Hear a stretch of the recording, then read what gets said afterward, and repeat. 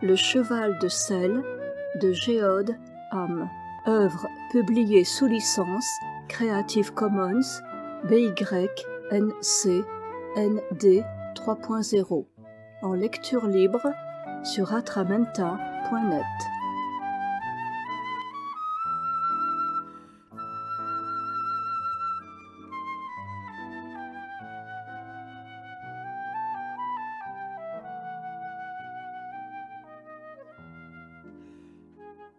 Le cheval de selle.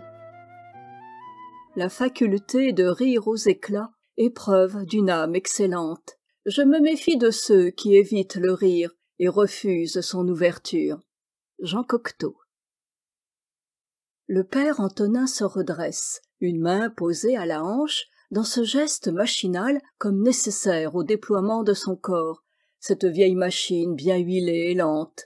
L'habitude n'est plus douloureuse. Son regard clair, dans son visage couleur de sable, regarde l'horizon, ce mince phare de mer, à la paupière du ciel, allongé sous l'herbe durcie de sel qui griffe le vent. À ses pieds, un étroit chemin d'argile, parfois blanchi de cristaux, qui se croise et s'entrecroise, mosaïque régulière entre les carreaux liquides et bleus d'une fenêtre aux vitres d'eau. Le père Antonin s'appuie sur le long manche de son râteau de bois qui crisse sur le petit monticule gris du sel translucide et scintillant. Tout au long des jours, le vent et le soleil, assoiffés, aspirent les vapeurs d'eau qui fleurent des œillets, ces bassins si peu profonds où ils vibrent d'une incandescence insolente. Le vieil homme aime son ouvrage, et plus encore ses marais salants en son île. Sans doute parce qu'il y a caché ses larmes et mêlé le sel de son corps. Il est seul au monde, sans l'avoir voulu, et chaque soir, le vent emporte ses rêves vers ceux qui l'ont quitté. Il ne peut les oublier. Ils sont là, pourrait l'appeler à l'instant, agiter les bras, crier son nom. Un rire cristallin, un joli rire limpide, ciselé, détaché du monde, simple note de musique, trouble le songe du père Antonin. Il se retourne et le voit, l'enfant qui rit. Il est beau, de cette beauté irréelle qu'ont les êtres imaginaires. Il est lumineux de son rire. Son visage clair, encadré de fins cheveux pâles, vaporeux comme de la poudre de sel. Accroupi devant un carré de ciel, où les nuages sont de sel, l'enfant rit. Il rit si doucement que le père Antonin s'accroupit près de lui et mêle son rire un peu rauque, intimidé, au chant de l'enfant. Il rit et peu à peu le visage du père Antonin se couvre de larmes. L'enfant ne semble pas l'avoir remarqué, ni entendu, ni vu. Enfin, le rire de l'enfant cesse de s'égrener et le père Antonin n'a plus que ses larmes. Il voudrait prendre cet enfant dans ses bras, poser ses lèvres sur son front, l'embrasser à la folie, lui poser 1000 questions. L'enfant le regarde à présent, ses yeux sont gris perle, gris sel. Il semble voir au travers du vieil homme, ils sont encore gais. De son index, l'enfant suit la trace d'un dessin léger dans les craquelures minérales de la mince croûte de fleurs de sel. L'image est abstraite, sans doute très belle, et le père Antonin n'a pas de peine à la voir quand l'enfant dit « Le cheval de sel !» Puis il rit et rit encore. Il rit si longtemps que le père Antonin n'entend plus ce rire. Il se redresse, saisi d'une sorte d'angoisse. L'enfant lui fait peur avec son rire qui n'en est plus un. Ce ne sont que des vocalises étranges, d'où la joie est absente. Alors, avec son râteau, le vieil homme brise le cheval de sel d'un geste dur. Il crie plus durement encore « Tais-toi, tais-toi, tais-toi donc! Qui es-tu? D'où viens-tu » L'enfant cesse de rire. Il ne regarde que le trou d'eau qui frémit encore. Il dit, d'un ton presque étonné, « Le cheval de sel ?» Il sourit, lance quelques notes de rire et se tait.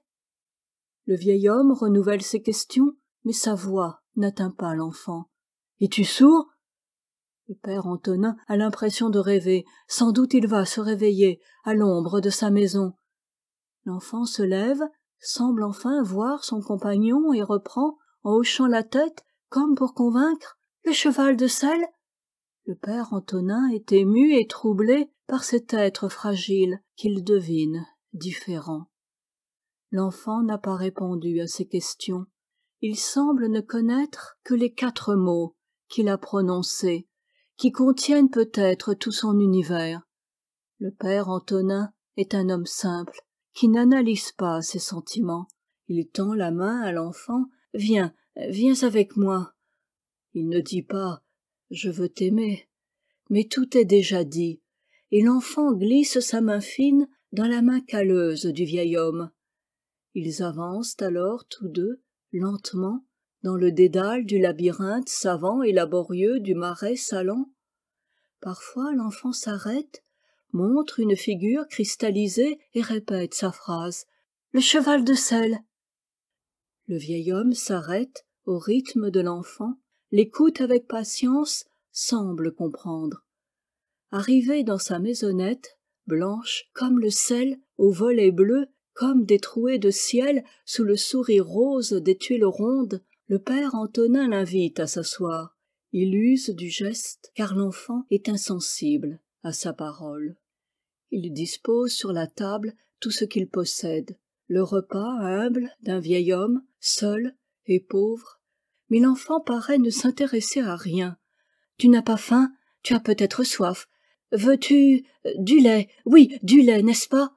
Le père Antonin questionne et répond lui-même, suivant son instinct. Il verse un grand verre du breuvage et le tend à l'enfant qui se met alors à rire, toujours de ce rire hors du temps, musical. Le père Antonin est heureux, il a trouvé un chemin vers l'enfant, mais il a peur de voir ce rire devenir mécanique et syncopé, abstrait. Alors il prend la main en filigrane de l'enfant, la place autour du verre et l'aide à le porter à sa bouche. Il lui sourit et hoche la tête. L'enfant le regarde, le voit, il en est sûr. L'enfant boit enfin, le vieil homme lui a lâché la main, et le verre vidé, la petite main diaphane le laisse tomber. Le verre éclate dans une explosion de gouttelettes blanches. Le bruit aigu et soudain ne touche pas l'enfant, qui prend seulement la grosse main bourrue du père Antonin et la caresse dessus, dessous de ses petits doigts fins, fragiles. Il se berce de ce geste de reconnaissance et de tendresse. Son corps oscille, sa tête dodeline. Le père Antonin le reçoit dans ses bras, déjà endormi, les yeux clos de sommeil. Il le couche dans son lit, l'unique lit de sa maison, et va ramasser les morceaux de verre éparpillés. Puis il va s'allonger aussitôt, sans manger. Il n'a pas faim, près de l'enfant. Il est bouleversé et trop ému pour réfléchir. Cette nuit-là, il rêvera de Gabriel.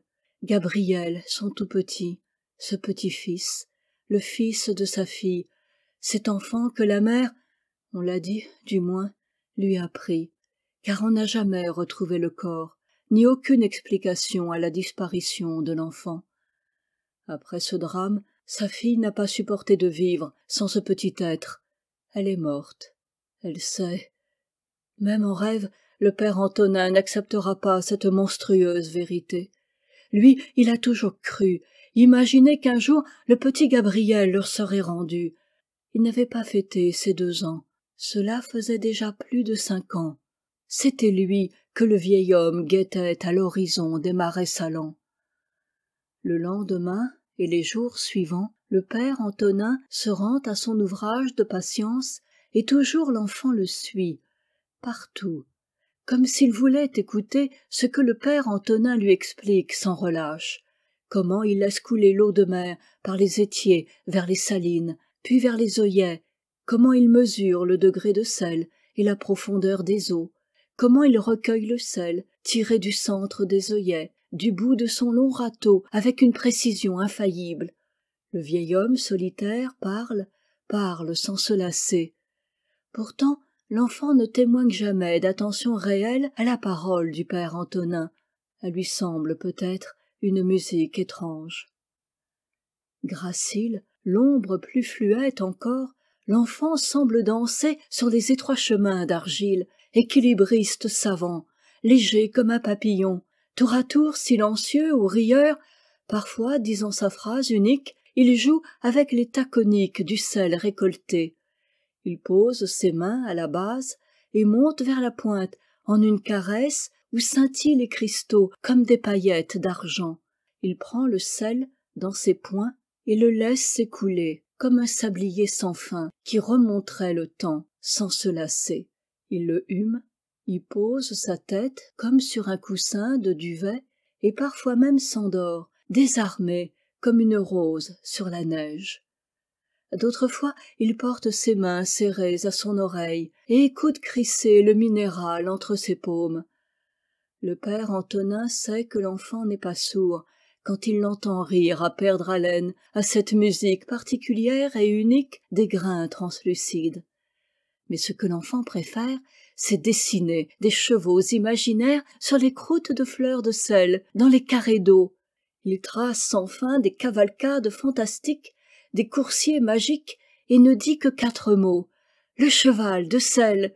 Et il rit, et le père Antonin rit avec lui, sans comprendre, avec pour seule raison ce partage d'une joie qui lui est étrangère. Parfois des larmes se mettent à couler sur ses joues, il les laisse se mêler à l'eau de la mer comme au temps de la disparition de Gabriel. Mais, aujourd'hui, ces larmes n'ont pas l'amertume de la détresse et du désespoir. Il pleure, il rit, il ne cherche pas à savoir pourquoi, pour qui. Sa vie n'a plus qu'une lumière, ce délicat et gracile enfant mystérieux et secret, étrange. Il n'a plus peur de ce rire hors du commun, si musical, si détaché, si limpide. Il sait comment l'empêcher de perdre sa joie. Il prend doucement la main de l'enfant, la caresse, la porte vers le dessin de sel et dit en hochant la tête « Le cheval de sel ». Alors l'enfant retrouve le souffle et l'accent d'une jubilation qu'il est seul à connaître, mais dont il sait offrir le bonheur au vieil homme. L'enfant ne se nourrit que de lait et d'un peu de ce sel si parfumé de rêves de grand large, qu'il porte à la bouche et suce avec délice. Le père Antonin ne vit plus que pour cet être tombé dans sa vie et qu'il ne peut s'empêcher d'appeler Gabriel. Gabriel est le cheval de sel. Sa présence permanente près de lui a intrigué les paludiers, compagnons de travail du père Antonin. « Où as-tu déniché ce gamin, Antonin ? Ne nous dis pas que c'est ton petit-fils. Comment ? Pourquoi ?» Que dire ? Que répondre à toutes ces questions ? Le père Antonin est un homme honnête, il doit expliquer. Mais alors on lui prendra l'enfant, il ne peut supporter cette idée. L'enfant l'a choisi, il en est sûr, il ne peut trahir cette confiance innocente. D'ailleurs, à qui peut appartenir un enfant comme lui ? S'il appartenait à quelqu'un, cela se saurait, on le rechercherait. Le père Antonin hoche la tête, il laissera croire que cet enfant est son petit-fils, laissera dire qu'il est simple et a été exilé pour cela comme d'une honte qu'il aurait fallu cacher. Il gardera l'enfant près de lui, il l'aimera car il a tant d'amour à donner. Il l'aidera peut-être à grandir, il ne peut imaginer le perdre. Il l'appellera Gabriel, un peu comme si Gabriel lui était rendu, était revenu.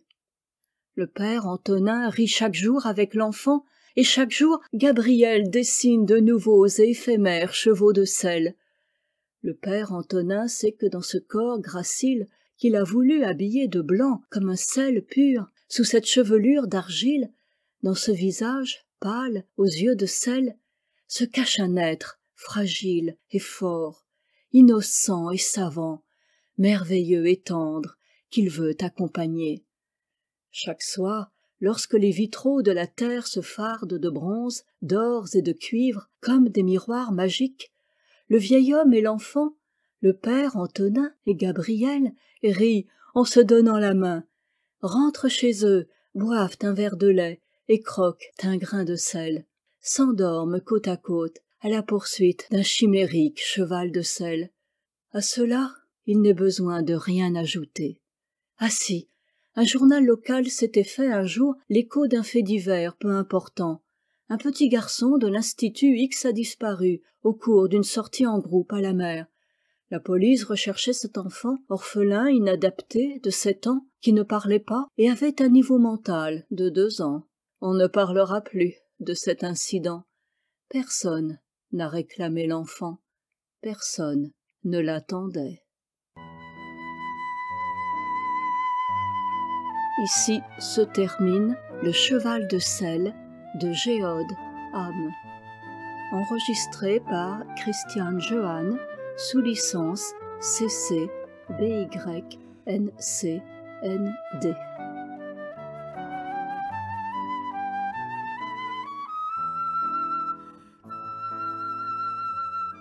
Illustration musicale museopen.org